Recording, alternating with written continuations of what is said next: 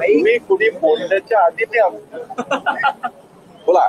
भाई मुख्यमंत्री एकनाथ शिंदे यांनी पुण्यातल्या रोल एका कार्यक्रमामध्ये जय गुजरात केलेले आहेत. मात्र आता या सगळ्याच्या वातावरणात वातावरण चिघळल्यानंतर आता उद्धव ठाकरेंना देखील जय गुजरात म्हणताना व्हिडिओ जो आहे तो व्हायरल करतो. मला हे माहित नाही कोणाचा व्हिडिओ काय, हे लाचारी आहे.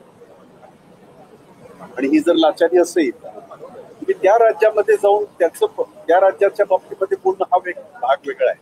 आम्ही सुद्धा मी युपीला काम, मी देशभरातल्या 11 राज्यात काम करतो आणि त्या राज्यामध्ये बोलत असताना तुम्ही तसा उल्लेख करणं हा सन्मान, पण ही लाचारी आहे. आणि ज्या बाळासाहेब ठाकरेंचं तुम्ही हे त्यांचा फोटो लावून आनंद दिघेंचा धर्मवीर आनंद दिघेंचा फोटो लावून जर तुम्ही ह्या सगळ्या गोष्टी करत असाल आणि दावा करत असाल की आम्ही ओरिजिनल शिवसेना आहे, ज्यांनी ह्या 2 नेत्यांनी पूर्ण आयुष्य हे महाराष्ट्रासाठी आणि मराठीपणासाठी ज्यांनी वेचलं, ते ढासाढासा रडत असतील स्वर्गामध्ये. आणि म्हणून ही लाचारी सत्तेपुढे लोटांगण घालणं, सत्तेच्या पुढे अशा पद्धतीने नेत्यांना खुश करण्याचा हा जो काय केविलवाणा आणि लाजीरवाणा जो प्रकार दिसला, त्याचा तीव्र शब्दामध्ये मी निषेध. कोण म्हणाले? म्हणा ना, मग तुम्ही पण म्हणा की तेही याचा अर्थ ते पण म्हणण्याच्या तयारीत दिसतात आहे.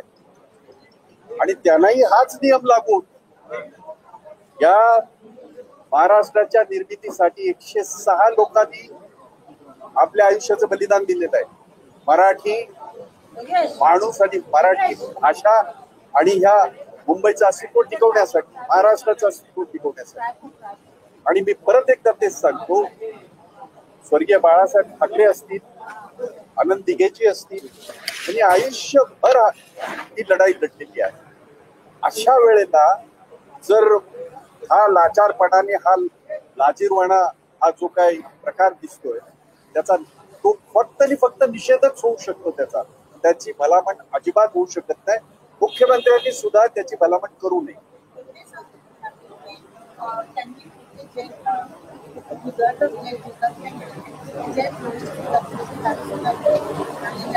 परंतु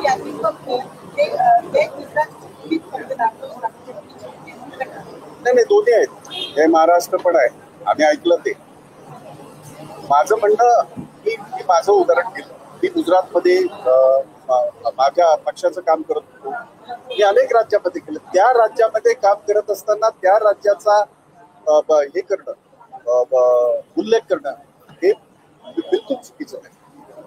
आमच्या राज्यामध्ये फक्त आणि फक्त केंद्रीय नेते आले, त्यांच्यासमोर लोटांगण घालून जे असा प्रकार आहे त्याचा निषेध केला आणि ते योग्य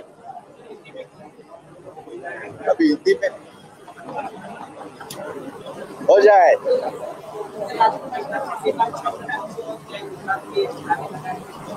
लाचारी, ये लाचार जो अपने आप को एक शिवसेना ओरिजिनल सेना समझते हैं, जिनकी तस्वीरें लगा के, खास करके बाला साहेब ठाकरे जी की और आनंद दिघे जी की तस्वीरें लगा के, ये हमेशा कोई भी उनका संभाषण भाषण होता है उसमें इनका जिक्र करते हैं, जिन्होंने पूरी जिंदगी इस महाराष्ट्र के लिए, इस मराठी महाराष्ट्र के लिए जिन्होंने पूरी जिंदगी उन्होंने दे दी है, वो वहाँ स्वर्ग में बिल्कुल होते होंगे इनके इस बिहेवियर.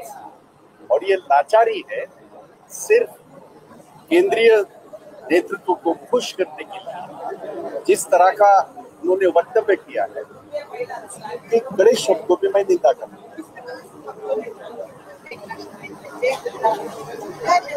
सच्ची है ना, ये शिंदे जी ही बता सकते हैं. हमने कहा यहाँ, और खास करके ये जो मुद्दा गरमाया है मराठी को लेके, हिंदी को लेके और बाकी सारा, और ऐसे समय पे भी इस तरह का ये करना, वक्तव्य करना, इनकी मानसिकता दर्शाता है कि ये कितने लाचार हो चुके ऐका ना, मला हैं मी और पण कितने लाचारी से ये इनके तुम्हाला साथ आता जुड़े। ऑफिसचं लेटर आणि तो फोन आला ना,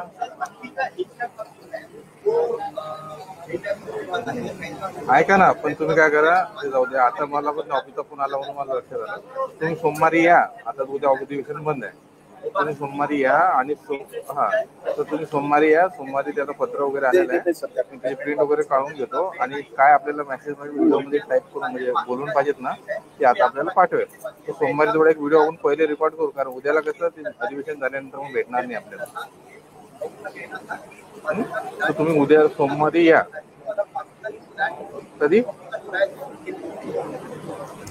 मग मी तुम्हाला व्हॉट्सअपला पाठवू का, मग तुम्ही रेकॉर्ड करता का तिथून? तुम्ही असे काही होणारच नाही ना, पण ते तुम्ही सोमवारी या पण फायनल. मग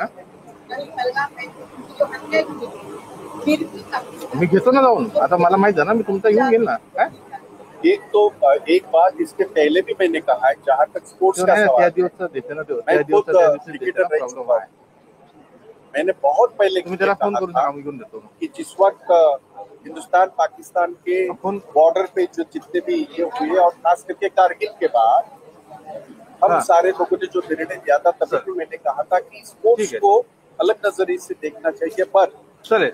जिस तरह से पहलगाम हो या इसके पहले जो आतंकवादी हमले जितने भी हुए और खास करके पहलगाम को लेके अभी तक वो आतंकवादी कौन है ये पता नहीं लगा।